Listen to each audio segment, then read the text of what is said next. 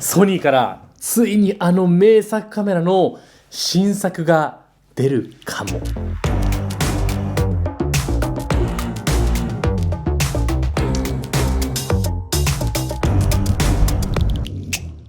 どうも、ケイスケです。あんまりリーク情報を見ないにしているケイスケです。なんですけども、視聴者さんからね、来るんですよ。コメントでね、新しいソニーの α7S4 出るらしいですよって。マジみたいなねはい、とか、あとですね、なんと今月末に Vlog カムの新しいの出るらしいですよと。それもマジみたいな感じなんですけども、僕もね、見ないようにしようと思ってチラッて見たんですけども、いや、これ結構欲しいかもしれないというカメラでして、みんなと妄想しようかなと思っております。こんなカメラが出たらいいな。今のね、情報をベースに、いやいや、こんなカメラ出るわけない。いやいや、こんなカメラ出るだろうというのをね、僕なりに話していって、ぜひね、コメントとかでも皆さんのね、会話したいと思って、今回の動画でございます。ちょっとしたカメラ雑談にはなるんですけども、今後の新しいソニーのカメラについて、みんなでワクワクしていきましょう。早速いきましょう。はい。で、今来てるね、リーク2つあります。1個は、今月末3月29日にね、発表されると噂されている、ソニーの Vlog カムの新シリーズ。僕、今家にあるかな。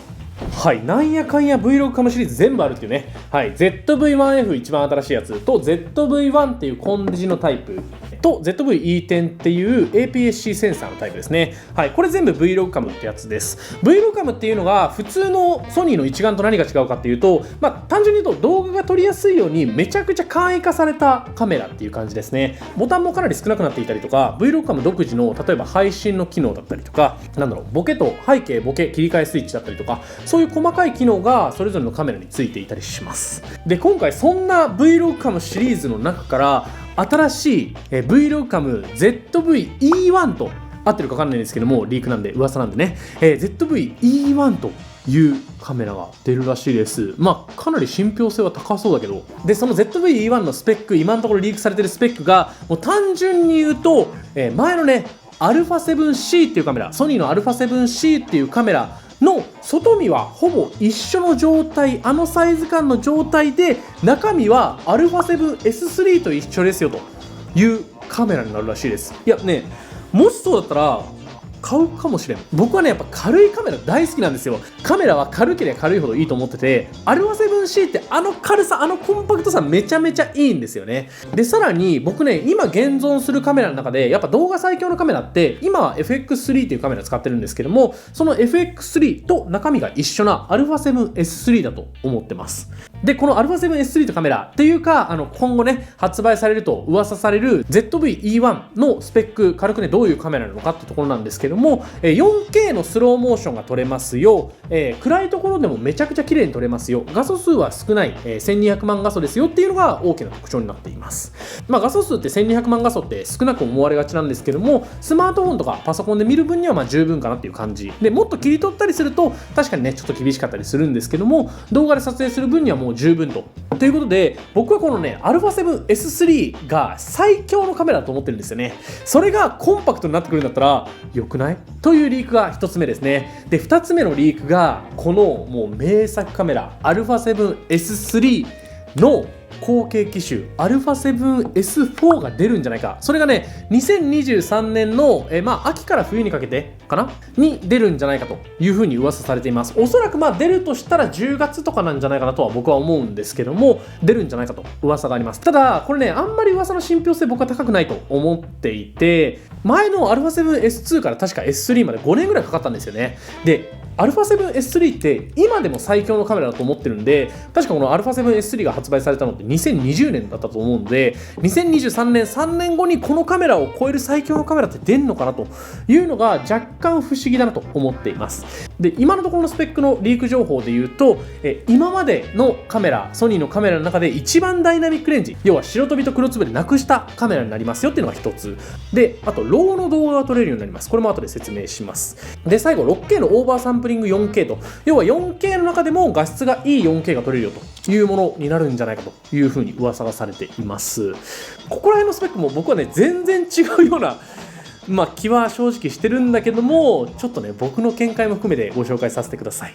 ケイスケの動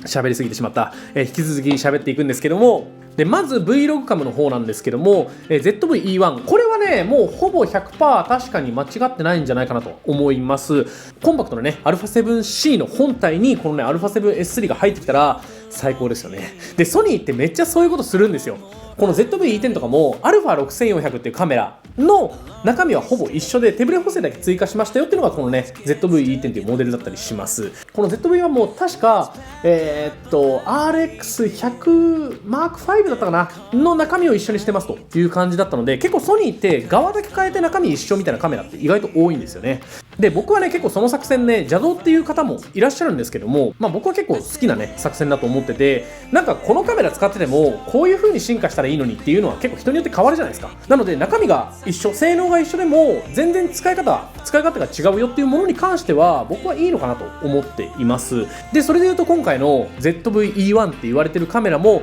おそらくファインダーはなくなって α7S3 と一緒のものがポンと入ってくるんじゃないかなとは思うんですけども、そうなってくると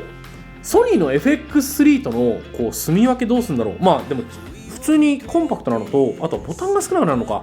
おそらく Vlog カム特有のバリアングルは絶対一緒。基本的には α7C と一緒なんだけど、ボタンがちょっと少なくなるんですよね、おそらく。ここにね、Vlog カム特有の背景のボケ切り替えスイッチがついたりとか、あとはズームレバーついたりもするんじゃないかなとは思います。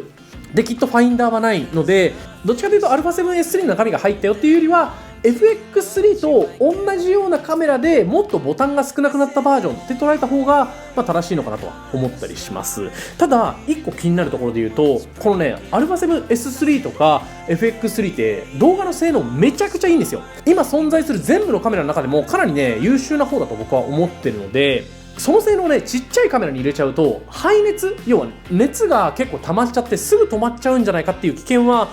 あるんじゃないかなと思ったりするんですけど、どうなんですかね。なんかその辺がちょっと気になるなっていう感じではあります。ただそういうのが入ったら、気軽にもっとね動画撮りやすくなりますよね。僕の場合はボタンが少ないの結構きついんですけども、あと1個入れてほしいなっていう機能で言うと FX3 には入ってるんですけども、自分のオリジナルのラット、要は色味のテンプレートっていうのが入れられるカメラにしてほしいなと思ってます。この FX3 とかシネマラインのカメラではそうやって自分のね好きな色味を入れられたりして、でそれでカメラの中でプレビューができたりするので、そういう風に作ってくれると結構ねそのね Vlog カムは使いやすくなるんじゃないかなと思ったりするんですけど、どうなんですかね。どっちかというとこの Vlog カムっていうのはそんなに色味いじらない人向けだと思うので、そこまでの機能入れないかもしれないんですけども、できれば僕としては入れてほしいなと思っています。でもこれはねもう来週再来週の話のはずなんでちょっと楽しみですね。また出たらね動画にしたいなと思ったりしてます。で次ですよ、α7S4 の話、みんなね待ってるでしょ。α7S4 で今回のダイナミックレンジめっちゃ撮れるよっていうのはいいとして、ロー動画と 6K オーバーサンプリング 4K の話ですよね。でロー動画の話をすると、普段僕ねこういう風にログっていう薄いモードで撮影して後から色付けしています。これが写真とかだとねあるんですけども、ローと JPEG という別のファイルがあって、要は現像前のデータですね。元データと、JPEG っていうカメラの中で現像されたデータ2つ生成されたりします。その2つが写真では撮れたりするんですけども、そのローの動画も撮れたりするという感じになります。ロー動画っていうのは容量はめっちゃ多いんですけども、色編集とかめちゃくちゃしやすいよっていうデータっていう感じでですね、それが内部に入ってくるんじゃないかっていうのが一つと、 6K オーバーサンプリング 4K なので画素数本来 4K って1200万画素でぴったりぐらいなんですよね。それが 6K っていう大体3000万画素くらいかな。α7-4 の場合は3300とかなんで、その3300万画素から 4K を生成すると、要はもっとね、精細な 4K が作り出せますよとっていうのが 6K オーバーサンプリング 4K なんですけども、この2つは結構微妙だと思ってて、まず内部ローの話っていうと、内部ローってレッドっていう会社が特許持ってるんですよ。なので基本的にはコンシューマー向けのカメラは内部ローっていうのが入れられないんですよね。で Z9 とか、キヤノンの R5 とかは内部ロー入ったりするんですけども、なんかそれはちょっと抜け道を狙っててるみたいな感じだったんですよね。なんかニコンのやつはピコロっていう海外のなんかその抜け道があるローがあるらしくて、形式がそれと提携してニコンのローに変換してるみたいな話をしてたと思う。なんかそんな感じで聞いたんですけども、僕昔聞いた話で、ソニーは結構レッドに単価切っちゃって内部ロー入れねえよみたいな話をしたっていう話はね、なんか昔どっかの風の噂で聞いてて、なので内部のローは入れられないんじゃないかなと思うんですよね。僕はもうこのソニーの α7S3 の10ビットで十分というか、容量もこれ以上増えちゃうとちょっとしんどいという感じなので、正直このままでね十分ではあるんですけども、内部ローが入るかもしれないよっていうのが一つで、内部ローでの懸念点でいうともう一個なんですけども、こういう一眼とかの内部ローってだいたい12ビットローってやつなんですよ。でシネマカメラとかレッドとかアリっていうすんごい高いカメラがあるんですけども、そういうカメラだと16ビットローって言ってもっと色編集しやすいんですよね。やっぱそういうね高いシネマカメラの16ビットローとこういう一眼カメラの12ビットローって色の出方が全然違うので、なんかそういうねローが入ってきても僕はもしかしたら使わないかなっていう感じではあります。でローの話はそんなところで、もう一個の話ですよね。 6K オーバーサンプリング 4K という話なんですけども、さっきも言った通り精細な 4K にする、それ自体はいいんですけども、この精細な 4K にするために画素数を上げなきゃいけないんですよ。で今までの α7S シリーズ α7S2 とか S3 っていうのは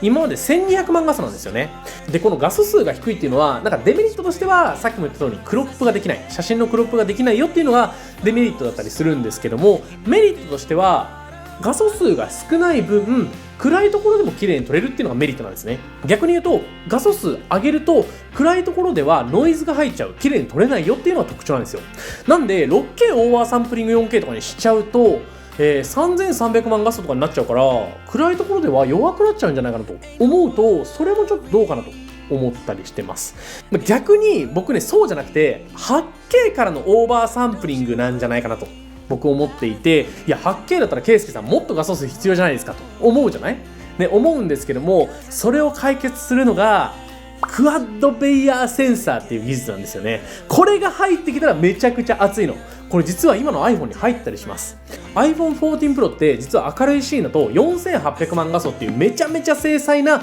写真撮れるんですけども、暗いシーンだと1200万画素っていう少ない画素でも撮れるんですよ。でもちろん明るいシーンでも1200万画素でも撮れるんですけども、どうやってるかというと4800万画素って単純に1200万画素からすると4倍じゃないですか。なんで1個のピクセルをこう4分割してるんですよ。で基本的には日中はこのね1個のピクセル4分割した状態なんですけども、この4分割してるやつを暗いシーンではこうピュッと1個に持っていくと、そうすると4800万画素が1200万画素に変化して撮影できるよという感じなんですよね。今のは簡単な説明なんですけども、もっと詳しい説明をしたい方は調べてほしいんですが、要は暗いところで綺麗に撮りたいよっていうのが必要ない人にとっては精細に動画も写真も撮れるし、暗いところで綺麗に撮りたいよっていう場合には1200万画素っていう画素数少なくできると。これができたら熱くない？これでしょなんならこれが入ってこなかったら全然 α7S3 のままでいいと思っちゃうので、今現状出てる噂っていうのがどうなのか分かんないんですけども、このクワッドベイヤーセンサーっていうのが入ってきたら僕はね乗り換えてみようかなと思ったりしてます。ケイスケの動画